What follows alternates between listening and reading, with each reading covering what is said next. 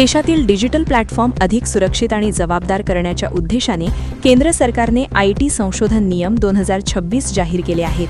हे नवे नियम 20 फेब्रुवारी 2026 पासून लागू होणार असून विशेषतः एआयद्वारे तयार होणारा कंटेंट, डीप फेक व्हिडिओ आणि सोशल मीडियावरील अश्लील मजकूर यावर नियंत्रण आणण्यावर भर देण्यात आला आहे. सरकारच्या नव्या मार्गदर्शक तत्वांनुसार सोशल मीडिया कंपन्यांना आता एआयने तयार केलेल्या कंटेंटला स्पष्ट लेबल लावणे बंधनकारक राहणार आहे.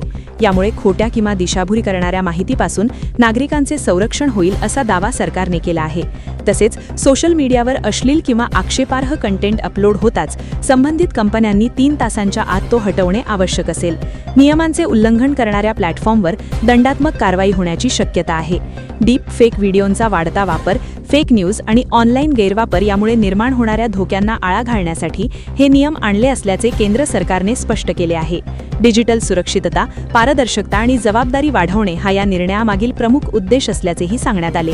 नव्या नियमांमुळे सोशल मीडिया कंपन्यांवर जबाबदारी वाढणार असून एआय तंत्रज्ञानाचा गैरवापर रोखण्यासाठी ही मोठी पावले मानली जात आहेत.